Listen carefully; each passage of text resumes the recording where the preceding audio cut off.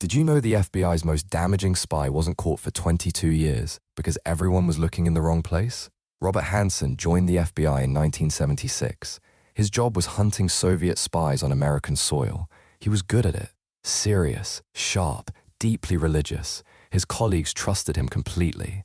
And the entire time, he was working for the other side. Hanssen sold the Soviets nuclear war contingency plans. He told them about a secret tunnel the US had dug beneath the Soviet embassy in Washington. He handed over the names of KGB officers who had secretly switched sides to help America. At least 3 of those men were executed. He was paid over $1.4 million in cash and diamonds across 2 decades.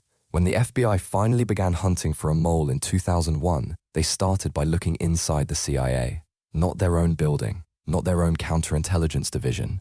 Hanssen was caught only after the FBI purchased his file from a Russian source. The man they trusted to find the enemy was the enemy. Did you know a man killed the air traffic controller who let his family die and his government gave him a job? In July 2002, a cargo plane and a passenger jet collided over southern Germany. 71 people died. Among them were Svetlana Kaloyev and her 2 young children. Her husband, Vitaly, was a Russian architect. He survived because he had stayed home. For 2 years, he carried something that never got lighter. In February 2004, he flew to Switzerland. He found the home address of Peter Nielsen, the controller on duty that night. He knocked on the door. Nielsen answered. Kaloyev stabbed him to death on his own doorstep. He was convicted of murder, sentenced to 8 years, released after less than 2. Then Russia flew him home. Then Russia gave him a government post in North Ossetia. No quiet return, no private life. A position, a title. The message wasn't hard to read. His grief was the right kind. His victim was the wrong nationality. Some countries don't just forgive revenge, they reward it. Did you know an entire region of Russia was secretly poisoned by nuclear waste and the government erased it from the map? In September 1957, a cooling system failed at a Soviet nuclear waste storage facility near the town of Kyshtym. The tank exploded. It wasn't a nuclear blast, but it didn't need to be. The explosion launched radioactive material across 20,000 square kilometers of land. Towns were contaminated. People were contaminated, and nobody told them. The Soviet government quietly evacuated villages weeks after the explosion, long after residents had already been drinking the water, breathing the air, eating food grown in poisoned soil.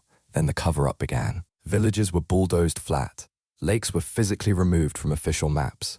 Scientists who knew the truth were silenced. The event had no name, no record, no existence.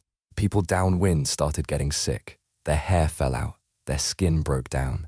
They had no idea why.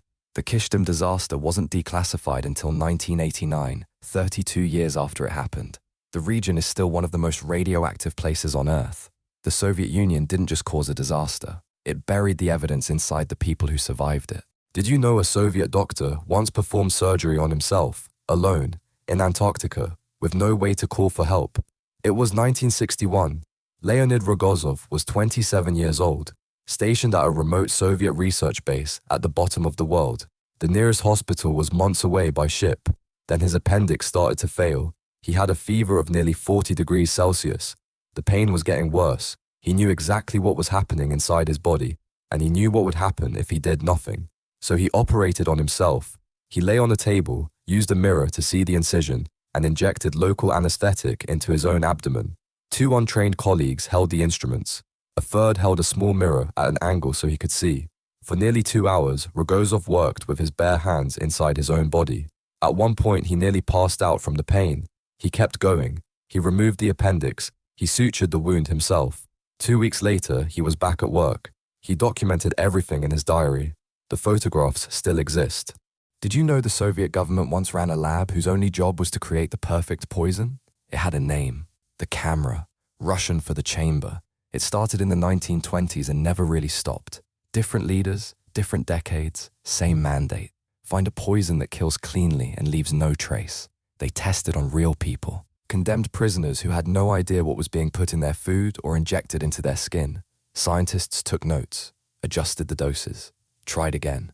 The goal was simple. A death that looked natural. No evidence, no accountability. Just a body and a closed case. In 1978, a Bulgarian dissident named Georgy Markov was walking across a bridge in London when a stranger's umbrella tip grazed his leg. He died 3 days later. The tip had fired a pellet the size of a pinhead packed with ricin. In 2006, Alexander Litvinenko drank tea laced with polonium-210 in a London hotel and spent 3 weeks dying on camera. Those are the cases we know about. The camera ran for decades. Most of its work never made it to any headline. Did you know one man survived both atomic bombs?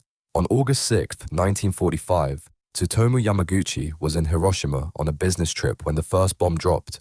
The blast threw him off his feet, burned his arms, and ruptured his eardrums. He spent the night in the city, then boarded a train home to Nagasaki. 3 days later, he was sitting in his office, telling his supervisor exactly what he had witnessed. The supervisor didn't believe him. No single bomb could do that. No single bomb could erase an entire city. Then the sky turned white. The second bomb hit while Yamaguchi was mid-sentence. The same pressure wave, the same blinding flash, the same fire swallowing everything outside the window. He survived that one too. He lived with severe radiation exposure, recurring illness, and the memories of 2 separate apocalypses.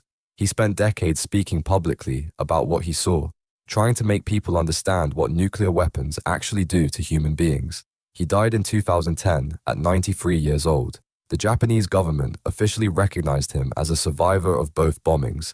There is no one else on that list.